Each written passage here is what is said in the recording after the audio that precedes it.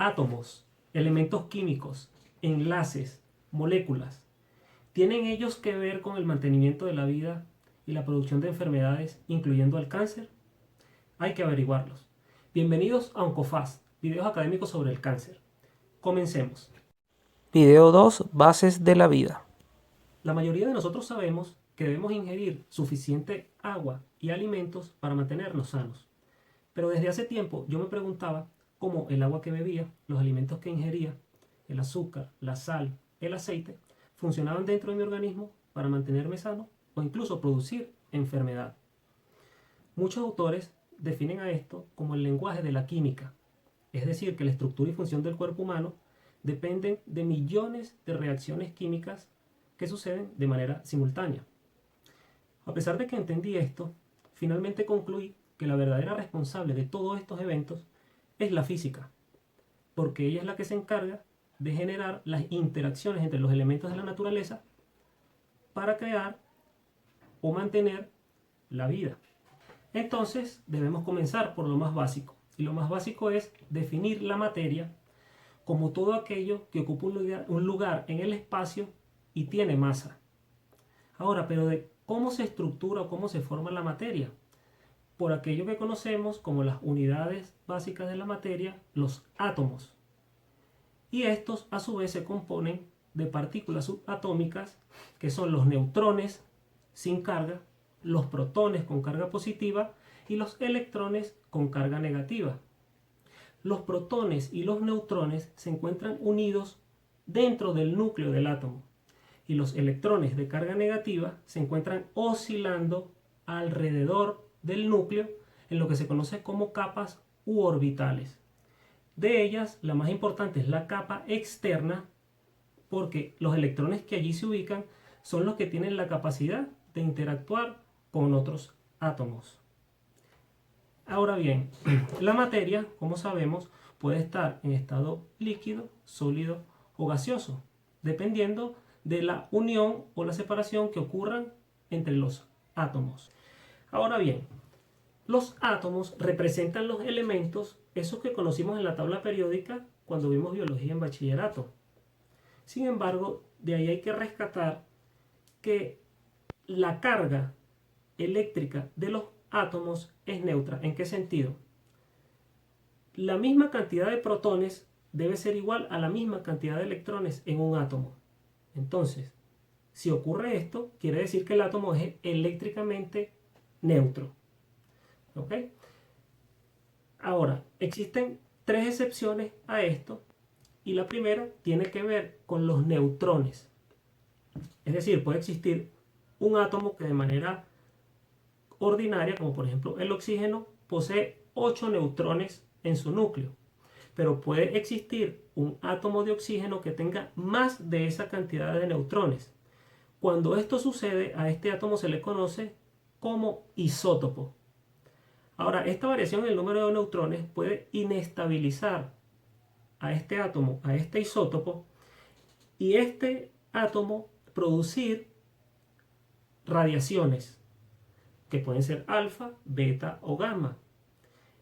Y cuando producen radiaciones, ahora a este isótopo se le conoce como isótopo radioactivo.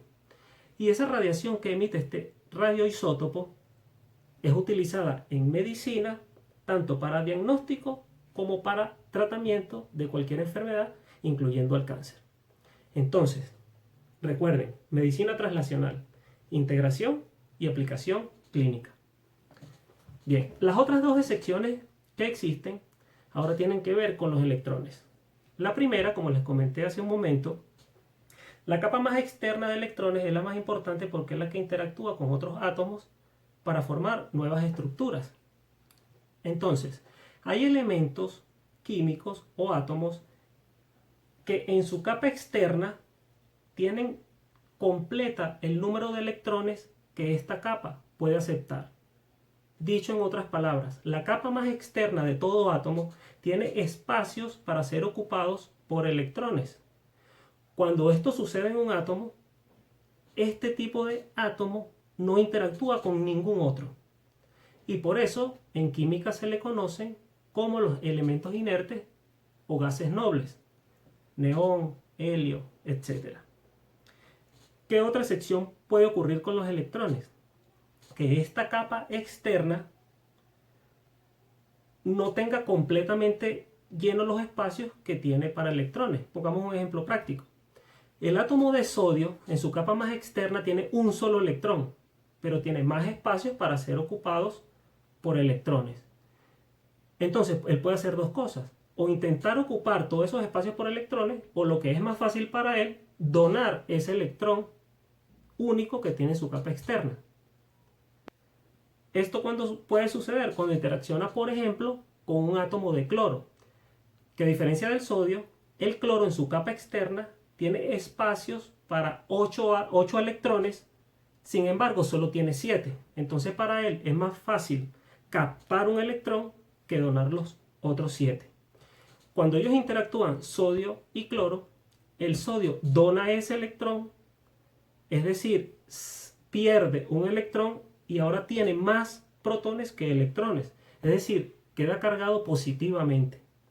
A diferencia del cloro, que al captar ese electrón queda cargado negativamente, y cuando esto sucede, cargas opuestas se atraen y ocurre una interacción química formándose lo que conocemos como el cloruro de sodio, que es la sal de mesa que le echamos, por ejemplo, a una sopa, o el cloruro de sodio o sal que está en la solución isotónica de cloruro de sodio al 0,9% o solución fisiológica que colocamos a nuestros pacientes.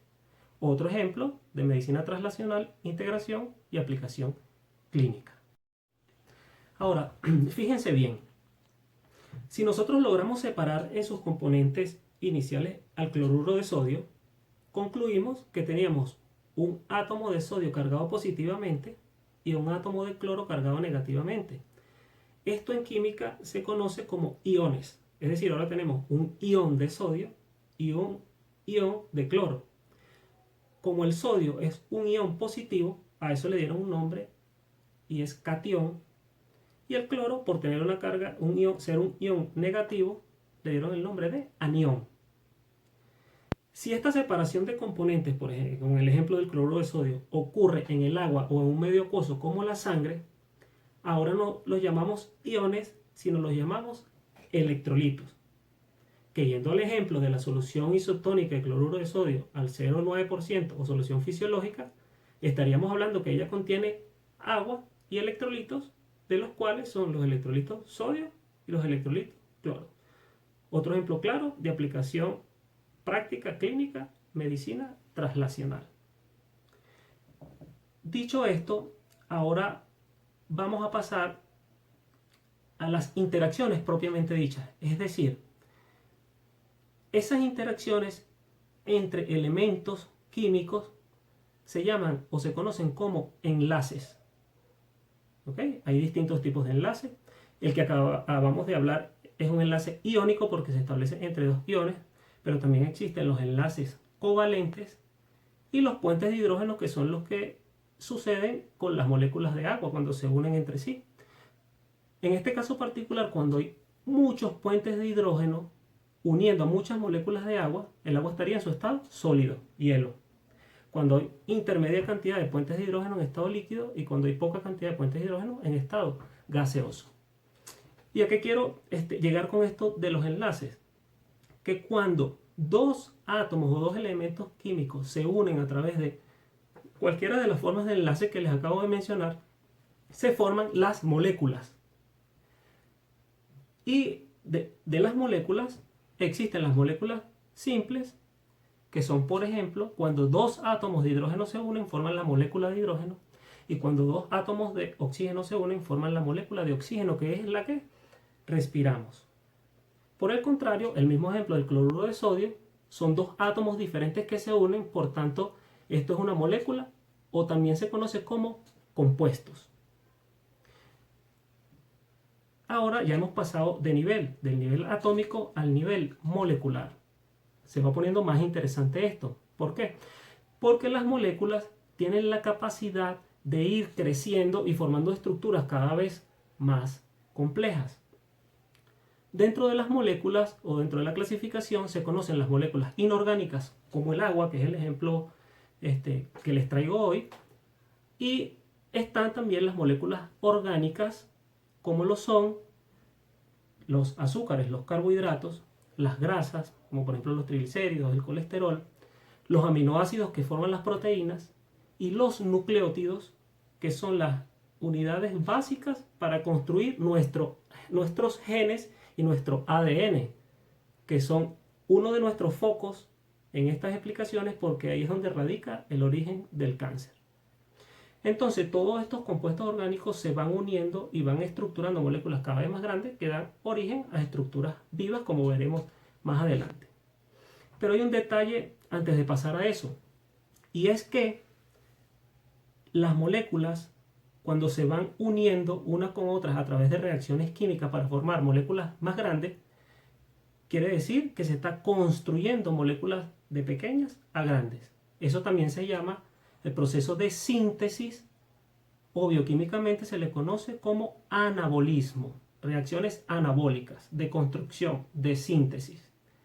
Pero por el contrario, puede suceder que moléculas de gran tamaño sean degradadas a moléculas más pequeñas. Este proceso de llevar moléculas más grandes por reacciones químicas a moléculas más pequeñas dentro del organismo se conoce como catabolismo.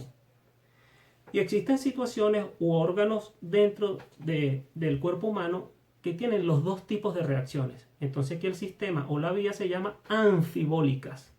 Es decir, hacen tanto anabolismo como catabolismo. El ejemplo típico es la formación de glucógeno en el hígado. Cuando el individuo tiene la cantidad de energía suficiente por los carbohidratos que se ha comido, el exceso de carbohidratos se anaboliza y se transforma en glucógeno. Pero cuando necesita energía, se cataboliza ese glucógeno para dar glucosa libre y producir energía. Y tanto anabolismo como catabolismo o anfibolismo, todas ellas representan la suma de las reacciones químicas que ocurren en el organismo. Y esta suma es lo que se conoce con el nombre de metabolismo. Otra aplicación de la medicina translacional, medicina integrada. Fascinante, ¿verdad? Pero esto no queda aquí. En el próximo video les explicaré cómo estas moléculas orgánicas e inorgánicas interactúan para formar un ambiente ideal y dar origen a lo que conocemos como la unidad básica de la vida, la célula. Suscríbanse al canal y compartan esta información con otros. Les habló el Dr. José Manuel García y nos vemos en el próximo video.